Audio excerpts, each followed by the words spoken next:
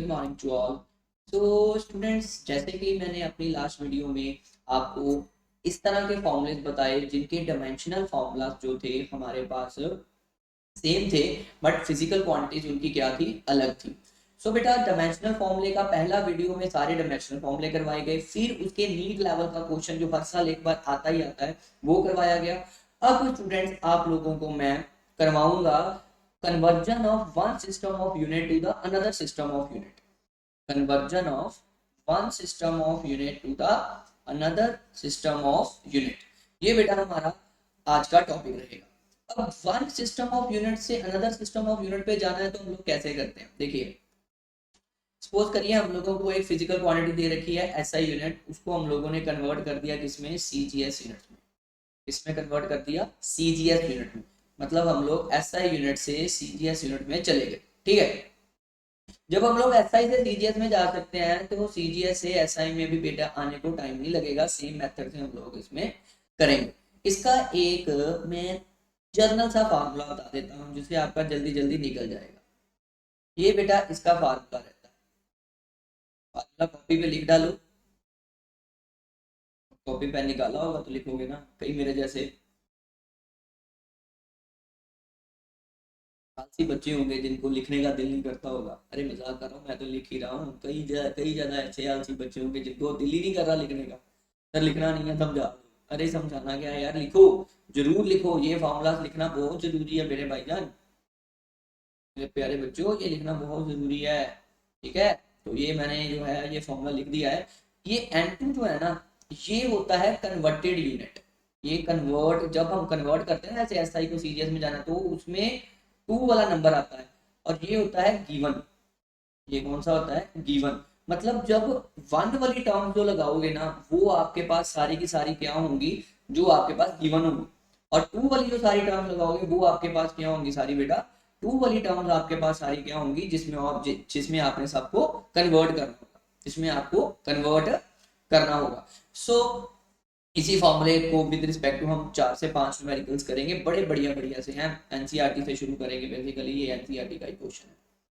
अब देखिए, वो बोल रहा है कि कन्वर्ट करिए 1 जूल ऑफ एनर्जी को अर्ग में। 1 जूल ऑफ एनर्जी को किस में कन्वर्ट कर दीजिए, अर्ग्स में कन्वर्ट कर दीजिए। सबसे पहले तो आपको पता होना चाहिए मेरे प्यारे बच्चों कि हमारे पास जूल किसके यूनिट्स होते हैं, जूल होते हैं एनर्जी के यूनिट्स। किसके यूनिट्स होते हैं, एनर्जी के यूनिट्स। ठीक है, तो सबसे पहले आप डायमेंशनल फार्मूला लिख लीजिए। क्या लिख लीजिए, डायमेंशनल फार्मूला जो है वो एनर्जी का आप लिख लीजिए। वो क्या रहता है, m1 l2 t-2। क्या रहता है, m1 l2 t-2। क्या रहता है बेटा, m1 l2 t-2। अब इसको एक जर्नल इक्वेशन के साथ कंपेयर कर दीजिए, m की पावर a, l की पावर b और t की पावर c। हर क्वेश्चन में शुरुआत ऐसे करनी है। ठीक है, अब इसको कंपेयर करा तो यहाँ से हमारे पास a का वैल्यू क्या आ गया 1, b का वैल्यू क्या आ गया 2 और c का वैल्यू क्या आ गया बेटा -2। c का वैल्यू क्या आ गया, -2 आ गया। c का वैल्यू क्या आ गया बेटा, -2 आ गया। ठीक है, ये हमारे पास a का वैल्यू क्या आ गया 1, b का वैल्यू कितना आ गया 2 और c का वैल्यू कितना आ गया -2। c का वैल्यू कितना आ गया -2।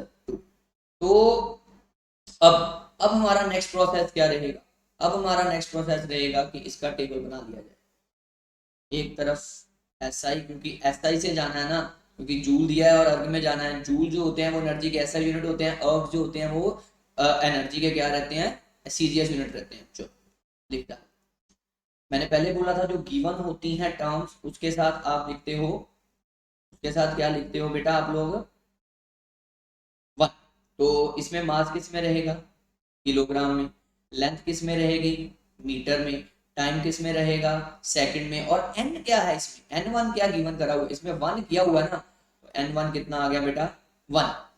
तो अगर हम लोग बात करें मास की, मास सीजीएस सिस्टम में होगा ग्राम के बराबर में। लेंथ हमारे पास होगी सेंटीमीटर के बराबर में। T2 हमारे पास होगा सेकंड के बराबर में। और आपने क्या निकालना है, अब N2 निकालना है, और वो अभी निकला नहीं, वो निकालना है। मतलब यही तो हम लोगों ने निकालना है ना कि एक जूल में कितने अर्ग्स होते हैं, 1 जूल में कितने अर्ब्स होते हैं। अब आपके पास सारा मटेरियल इकट्ठा हो गया, अब इस फॉर्मूले पे लगा दीजिए जो पहले मैंने बताया था N2। अब देखिए यहाँ पे हमारे पास अब क्या है, देखिए N1 का वैल्यू कितना है, N1 का वैल्यू है 1, N1 का कितना वैल्यू है 1। अब आ जाओ M1, M1 कितना था 1 kg, अपॉन क्या आ गया 1 ग्राम, उसकी ए की पावर कितनी है बेटा जी 1, ए की पावर कितनी है 1। इसके बाद आ गया L1, L1 क्या है, L1 है आपके पास, L1 बेटे आपके पास है मीटर, और L2 क्या है सेंटीमीटर, तो इसकी पावर कितनी थी बेटा जी 2, इसकी पावर कितनी थी 2। अगला आ गया सेकेंड्स, अपॉन 1 सेकेंड, इसकी पावर कितनी थी -2, इसकी पावर कितनी थी -2। सेकंड से सेकंड क्या हो गए कैंसिल हो गए, सेकंड से सेकंड क्या हो गए कैंसिल हो गए। अब आपने क्या करना है, किलोग्राम को ग्राम में कन्वर्ट करना है, किलोग्राम को किस में कन्वर्ट करना बेटा ग्राम में कन्वर्ट करना। ग्राम से ग्राम कट गया, इधर आ गया 10 पावर 3। मीटर को आपने किस में कन्वर्ट कर लिया अब सेंटीमीटर में, तो सेंटीमीटर में कन्वर्ट किया तो क्या हो गया 100 होता है 10 पावर 2 अपॉन 1 सेंटीमीटर उसकी पावर 2। तो ये क्या बन गया, ये क्या बन गया आपके पास 2 2 का 4, क्या आ गया 2 2 का 4, सेंटीमीटर से सेंटीमीटर कट गए तो 2 2 का 4। तो N2 कितना निकला है बेटा, N2 निकला है 10 पावर 7, N2 कितना निकला है 10 पावर 7। तो यहाँ से आपको ये पता लग गया कि 1 जूल जो है ना, जो 1 जूल है वो कितने अर्ग्स के बराबर में है, कितने अर्ग्स के बराबर में है 10 पावर 7, कितने अर्ग्स के बराबर में है 10 पावर 7। क्यों, क्योंकि N2 कितना निकला है 10 पावर 7 निकला, N2 कितना निकला है 10 पावर 7 निकला है। तो कुछ भी नहीं किया, सबसे पहले जो चीज दी है उसका डायमेंशन लिख लो, फिर उसको एक सिंपल से कंपेयर कर लो, A1 B2 और C इज इक्वल टू -2 का वैल्यू निकाल लो, SI और CGS के यूनिट्स लिख लो जी। अगर आपको SI से CGS जाना है तो M1 वाली टर्म आप kg में लोगे मास की, L1 मीटर में लोगे और T1 सेकंड में लोगे, और N1 आपको बोला गया है कि 1 है तो 1 ले लो और बाकियों को ग्राम्स में कन्वर्ट कर लो। अगर आपको बोला जाए कि एक अर्ग्स में कितने जूल है, तो तब आपने M1 M2 M1 L1 और T1 और N1 वो क्या लेने हैं आपने ग्राम में लेने हैं, क्योंकि वो आपको CGS गिवन है और किस में जाना है आपने SI में जाना है।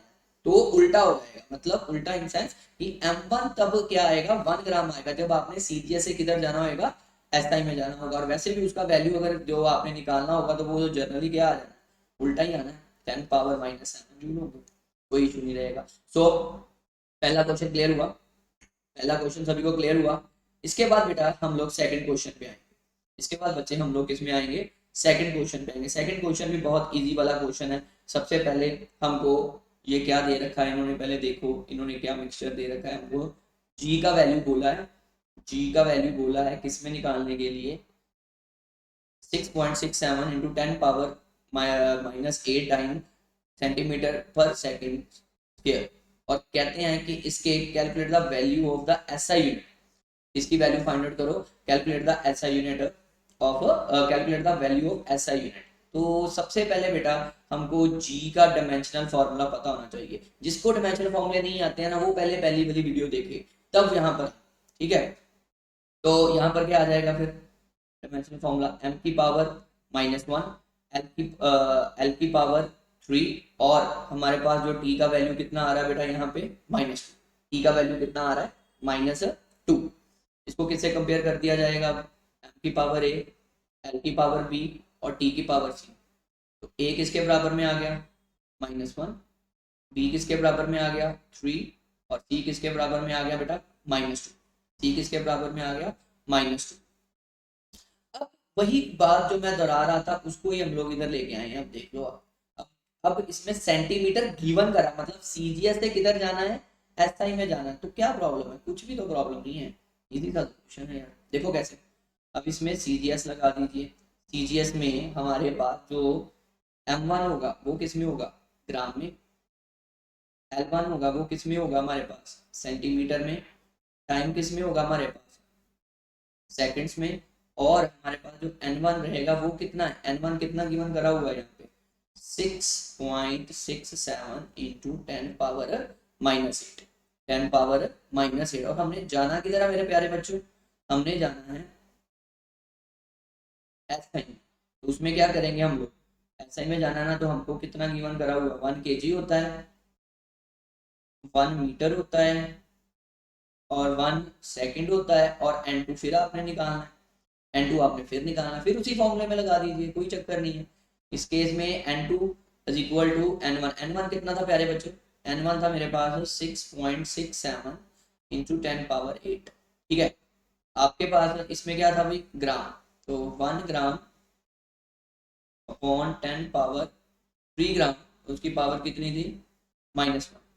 ठीक है, की पावर कितनी थी बेटा, -1। इसको थोड़ा सा जो आपको क्लियर नजर है। ठीक है, हमारे पास n2 का वैल्यू निकालना था ना, तो वो क्या था, 6.67 इंटू 10 पावर -8। अब आप m1 का वैल्यू लगाओ। सबसे पहले m1 का क्या था बेटा, 1 ग्राम अपॉन 1000। क्यों, क्योंकि केजी को ग्राम में कन्वर्ट कर लिया। उसका पावर कितना था, उसका पावर कितना था, -1। उसके बाद आ गए लेंथ के ऊपर, 1 सेंटीमीटर अपॉन 100 सेंटीमीटर, उसका पावर कितना था, 3। उसके बाद आ जाओ बेटा आप सेकंड्स के ऊपर, 1 सेकंड अपॉन 1 सेकंड, उसका पावर कितना था, -2। उसका पावर कितना था, -2। सेकंड से सेकंड कट गया, ग्राम के साथ आपका ग्राम कट गया, सेंटीमीटर के साथ बेटा आपका सेंटीमीटर कैंसिल हो गया। ठीक है, n2 कितना आ गया, 6.67 इंटू 10 पावर -8। ये -1 था, इसको रेसिप्रोकल करके ऊपर हम ले गए, तो 10 पावर -3 आ जाना था। बार भी एक माइनस था, तो उसका क्या आ जाएगा हमारे पास, 3 बन जाना है। यहाँ पर कितना आ जाएगा बच्चों, 10 पावर -6, 10 पावर -6। क्यों आ गया, क्योंकि ये -2 था, यहाँ पर था 100, तो 100 ऊपर जाएगा तो वो -2 हो जाएगा, बाहर 3 था, 3 2 का 6 हो गया। ठीक है, तो n2 का वैल्यू कितना आ गया यहाँ से, 6.67 इंटू -8 प्लस 6, वो कितना हो गया, -14 प्लस 3। तो n2 का वैल्यू मेरे बच्चे कितना आ गया, 6.67 इंटू 10 पावर -11। और हमने ऐसा यूनिट में करना था, तो टाइम की जगह पर क्या आ जाएगा, न्यूटन मीटर स्क्वायर पर केजी स्क्वायर, पर केजी स्क्वायर। और ये बड़ा रिपीटेड क्वेश्चन होता है, बोर्ड्स के लिए तो बहुत है, क्लास बोर्ड्स के लिए तो बहुत इंपॉर्टेंट रहता है क्वेश्चन। सभी को क्लियर हो गया, चलो। उसके बाद हम लोगों को उसने बोला है कि find the value of 60 joule per metre, system has 100 gram, 100 centimetre और 1 मिनट। मतलब यहाँ पर 1 ग्राम नहीं लेंगे, यहाँ पर 1 ग्राम नहीं लेंगे, यहाँ पर हम 100 ग्राम, 100 सेंटीमीटर और 1 मिनट लेंगे, और मिनट को बाद में सेकंड में कन्वर्ट करेंगे। अब सबसे पहले तो ये देखना पड़ेगा यार, जूल पर मीटर है ना, जूल पर मिनट, ये फिजिकल क्वांटिटी होती थी बेटा पावर की, क्योंकि वर्क अपॉन टाइम। क्या होता था, वर्क अपॉन टाइम, मतलब हमारे पास पावर के हमने कन्वर्ट करना है, इसको कन्वर्ट करना है पावर को। पावर का डायमेंशनल फॉर्मूला क्या रहता था भाई, पावर का हमारे पास डायमेंशनल फॉर्मूला क्या होता था, m1 l2 t-3, t-3। तो आपने कंपेयर किया तो a1 b2 c-3, c-3। अब आपके पास कितने जूल को कन्वर्ट करना है आपने, 60 को, 60 को। तो सबसे पहले m1 का वैल्यू कितना दे रखा है एसआई का, और यहाँ जाना है सीजीएस में। m1 का वैल्यू कितना भाई, 1 kg, l1 का कितना है 1 मीटर, t1 का कितना है, what is the value of the t1, 1 second, और n1 का वैल्यू कितना है 60। n1 का वैल्यू कितना है 60। ठीक है, n1 का वैल्यू कितना है 60।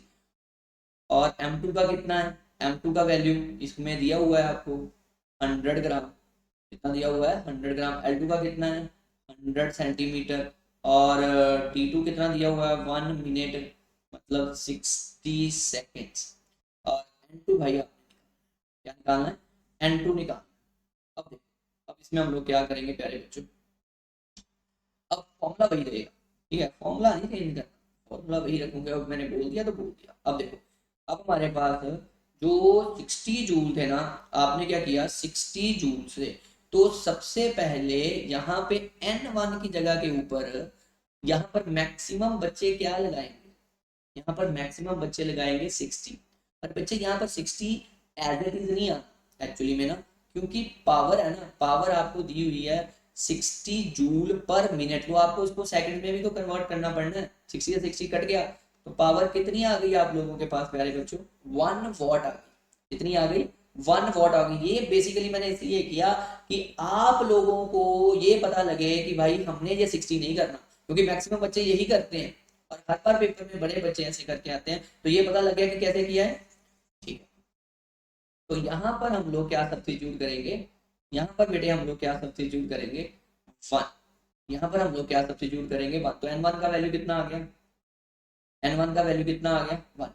तो चल यहाँ पर आ गया 10 पावर 3 ग्राम अपॉन 10 पावर 2 ग्राम, उसका पावर कितना है भाई 1। अगला आ गया अगला 10 power 2 centimetre upon 110 power 2 centimetre, उसका पावर कितना आ गया 2। उसका पावर कितना आ गया बेटा 2। अब नेक्स्ट ले लिया जाएगा टाइम का, टाइम का कितना है, इधर कितना है 1 सेकेंड और इधर कितना है 60 सेकेंड्स। ठीक है, तो इधर आ गया -3, इधर कितना आ गया -3। ग्राम के साथ आपका ग्राम कट गया, ये तो वैसे ही खत्म हो गए। तो n2 आ गया बेटे आप लोगों के पास 10, एक आ गया यहाँ पे 10 एंड मल्टीप्लाई बाय 60 का होल क्यूब, 60 का होल क्यूब, 60 का होल क्यूब सारा सॉल्व करोगे तो इसका सॉल्व करने के बाद आपके पास बेटा वैल्यू आ जाना है 10 power 2.16 into 10 power 6 into 10 power 6। तो हमारे पास कन्वर्ट करने के बाद नए न्यू सिस्टम में कितने आ गए हैं, न्यू सिस्टम में कितने आ गए हैं 2.16 into 10 power 6 into 10 power 6। Is my point clear. अगला क्वेश्चन क्या है, अगला क्वेश्चन बेटे हम लोग करने जा रहे हैं in CGS system the Stefan constant is this and ऐसा यूनिट निकालो। और आपको पता है कि 1 जूल जो रहता है वो किसके बराबर में होता है 10 पावर 7 अर्थ के। हमको स्टीफन कांस्टेंट का वैल्यू दिया और सीधा ही उन्होंने बोला कि कन्वर्ट कर दो, तो कोई प्रॉब्लम नहीं है, कर देते हैं यार, उन्होंने बोला तो करना पड़ेगा, मालिक बंदे हैं। तो अर्क्स को मैं सबसे पहले मैंने क्या किया, अर्क्स को जूल में कन्वर्ट किया। तो अर्क्स को जूल में कन्वर्ट करूंगा तो क्या आ जाएगा 10 पावर -7। इसके बाद मैंने सेकंड का सेकंड ही रहेगा, अगर मैं सेंटीमीटर को मीटर में कन्वर्ट करूंगा तो क्या आ जाएगा 10 पावर -2। कितना आ जाएगा 10 पावर -2। एंड में यूनिट सारे लगा देंगे, सबसे पहले एक्सपोनेंशियली सॉल्व कर लेते हैं। ठीक है, तो यहाँ पर बेटे मेरे पास क्या आ गया, फिर यहाँ पर हमारे पास आ गया है 10 पावर -7। उसके बाद मैंने जो है पर सेंटीमीटर को जो पर सेंटीमीटर था तो उसको मीटर में कन्वर्ट किया, तो मेरे पास बेटा ये वैल्यू जो है वो प्रोड्यूस हो गई, ये वैल्यू जो है बेटा मेरे पास जो है वो प्रोड्यूस्ड हो गई है। अब मेन पंगा ये रहेगा, अब बेटा इसमें मेन पंगा ये रहेगा कि मेरे पास इसका जो वैल्यू था, मेरे पास जो बेटा इसका वैल्यू आ रहा था वो था पर सेंटीमीटर स्क्वायर। जूम करके देख लेंगे एक बार, पर सेंटीमीटर स्क्वायर था। ठीक है, कितना था पर सेंटीमीटर स्क्वायर था। ये एक बार यूनिट्स में दोबारा लिख लेता हूँ, अर्ग्स पर सेकेंड पर सेंटीमीटर स्क्वायर ए की पावर 4। तो यहाँ पर था -2 और -2 कितना हो गया +4 हो गया। तो बेटा हम लोग क्या करेंगे यहाँ पे 5.67 into 10 power -5 into 10 power -7, 2 multiply by 2 कितना हो गया 4 हो गया, 2 मल्टीप्लाई बाय 2 कितना हो गया 4 हो गया। तो यहाँ पर वैल्यू क्या आ गई 5.67 इंटू 10 पावर -12 प्लस 4। तो यहाँ पर कितना आ गया 5.67 इंटू 10 पावर -8 और इसके यूनिट्स क्या आ गए बेटा, यूनिट्स को देख लो, joule per second per metre square per kelvin 4 per kelvin 4 कितना आ गया पर केल्विन 4। तो ये बच्चे बड़ा इजी था। किया कैसे है कि मैंने डायरेक्टली क्या किया कि सबसे पहले अर्क का वैल्यू लगा दिया, उसके बाद सेंटीमीटर को मीटर में कन्वर्ट कर दिया, बाहर -2 था तो वो मैंने -2 यहाँ पे फिट कर दिया और आपके पास ये मैंने जो है रिजल्ट प्रोड्यूस कर दिया। ठीक है, तो ये बेटा मेरे पास जो है वो आंसर आ गया है। कोई डाउट किसी बच्चे को किसी तरह का अगर क्वेश्चन में रहेगा तो काइंडली मेरे से पूछ सकता है, ठीक है।